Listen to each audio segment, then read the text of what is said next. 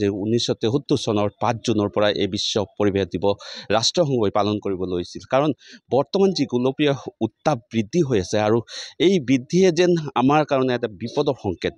হয়তো যি পৰিৱেশত আমি যিখিনি সময়তে যেনেকৈ গছ কাটি আছোঁ আৰু সেই পৰিমাণে আমি গছ বা ৰোপণ কৰা নাই অপচয় কৰি আছোঁ পানী আৰু বিভিন্ন ধৰণৰ বস্তু প্ৰদূষণ কৰি আছোঁ বিভিন্ন ধৰণৰ বস্তু আজি আমি আমাৰ পৰিৱেশৰ পৰা কেনেকৈ কাৰ্বন ডাই অক্সাইডৰ গেছৰ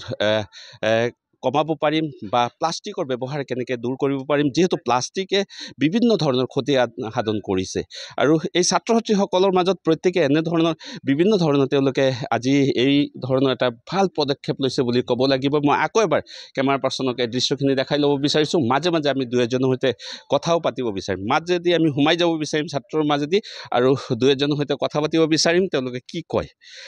মনোভাৱ কেনেকুৱা তোমাৰ ওচৰলৈ আহিছোঁ তোমাৰ নামটো কি জানিব পাৰিম মোৰ নাম শ্বাহনাজ পাৰভিন মই আনন্দৰাম বৰুৱা ছিনিয়ৰ ছেকেণ্ডেৰী স্কুলৰ এগৰাকী ছাত্ৰী আমি সকলোৱে জানো যে আজি বিশ্ব পৰিৱেশ দিৱস অৰ্থাৎ প্ৰতি বছৰে 5 জুন তাৰিখে সমগ্ৰ বিশ্বতে বিশ্ব পৰিৱেশ দিৱস পালন কৰা হয় বিশ্ব পৰিৱেশ দিৱস পালন কৰাৰ মূল উদ্দেশ্য হৈছে যেন সমগ্ৰ বিশ্বৰ মানুহৰ মাজত পৰিৱেশমূলক এটা সজাগতা সৃষ্টি কৰা মানুহক জীৱশ্ৰেষ্ঠ বুলি কোৱা হয় যদিও মানুহৰ কিছুমান কুকৰ্মৰ ফলতে আজি আমাৰ পৃথিৱীখন ধ্বংসৰ গৰাহত পৰিছে বিশ্ব পৰিৱেশ দিৱসৰ সময়ত অৰ্থাৎ প্ৰকৃতিক সুৰক্ষা দিয়াৰ অৰ্থে 1972 চনত ৰাষ্ট্ৰসংঘৰ সাধাৰণ সভাই আৰু পৰিৱেশ আঁচনিয়ে 5 জুন তাৰিখে বিশ্ব পৰিৱেশ দিৱস হিচাপে পালন কৰিবলৈ সিদ্ধান্ত গ্ৰহণ কৰে তাৰ পিছৰ পৰা ইয়াৰ বিস্তাৰিত হয় আৰু পোনপ্ৰথমবাৰৰ বাবে আমেৰিকা যুক্তৰাষ্ট্ৰত 1974 চনত বিশ্ব পৰিৱেশ দিৱস পালন কৰা হয় বিশ্ব পৰিৱেশ দিৱসৰ এটা গুৰুত্বপূৰ্ণ কথা হ'ল যে প্ৰতি বছৰে ইয়াৰ থিমটো চেঞ্জ হৈ থাকে অৰ্থাৎ এইবাৰো 2025 চনত ইয়াৰ থিম চেঞ্জ হৈছে আৰু এইবাৰ থিমটো হৈছে যেন এণ্ডিং প্লাষ্টিক পলিউশ্যন অৰ্থাৎ প্লাষ্টিক প্ৰদূষণ সমাপ্তিকৰণ আমি জানো যে প্লাষ্টিক এটা ভয়াবহ বস্তু আমাৰ কাৰণে প্লাষ্টিক কেতিয়াও নপচে ই মাটিৰ লগত মিহলি হয় পানীৰ লগত মিহলি হয় আনকি প্লাষ্টিক দহনৰ ফলত বিভিন্ন ধৰণৰ গেছ উদ্ভৱ হয় যিয়ে আমাৰ বিভিন্ন ধৰণৰ বেমাৰৰ সৃষ্টি কৰে এটা সমীক্ষাত পোৱা গৈছে যেন প্লাষ্টিকৰ অত্যাধিক ব্যৱহাৰৰ ফলত আমাৰ কেঞ্চাৰ ৰোগৰো সৃষ্টি হয় গতিকে এই প্লাষ্টিক ব্যৱহাৰ আমাৰ সীমিত কৰিব লাগে প্লাষ্টিক ব্যৱহাৰ সীমিত কৰাৰ বাবে আমি কিছুমান প্ৰচেষ্টা হাতত ল'ব পাৰি তাৰ ভিতৰত হৈছে ৰিডিউচ ৰিচাইকেল এণ্ড ৰিইউজ গতিকে আহক আমি সকলোৱে প্লাষ্টিক ব্যৱহাৰ সীমিত কৰাৰ কাৰণে কিছুমান প্ৰচেষ্টা হাতত লওঁ থেংক ইউ হয় খুব ধুনীয়া কথা কৈছে আৰু এটা কথা যে প্ৰত্যেক বছৰে কিন্তু এই বিশ্ব পৰিৱেশ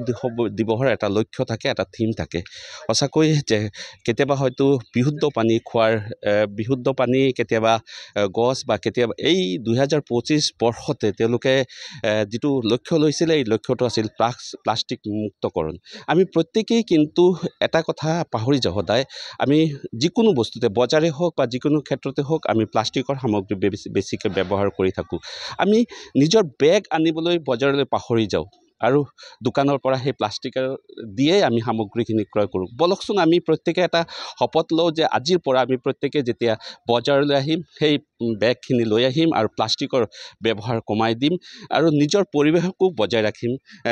নিজৰ পৰিৱেশকো নিয়ন্ত্ৰণ ৰাখিবলৈ চেষ্টা কৰিম যিহেতু জীৱশ্ৰেষ্ঠ মানুহ আৰু মানুহ যদি সজাগ হয় সকলোবিলাকে সম্ভৱ কিন্তু আমি সজাগ কেতিয়া হ'ম যেতিয়া আমি বিপদ আমাৰ একেবাৰে ওচৰত চাপি আহিছে কেতিয়াবা বৃষ্টি অতিবৃষ্টি কেতিয়াবা অনাবৃষ্টি ইয়াৰ মূল কাৰণ কি সকলোবিলাক কাৰণেই হৈছে গোলকীয় উত্তাপ বৃদ্ধি আৰু পৰিৱেশ আমাৰ নিয়ন্ত্ৰণৰ বাহিৰত আপোনালোকে চাইছে আপোনাৰ আপোন চেনেল শ্বেডো নিউজ 7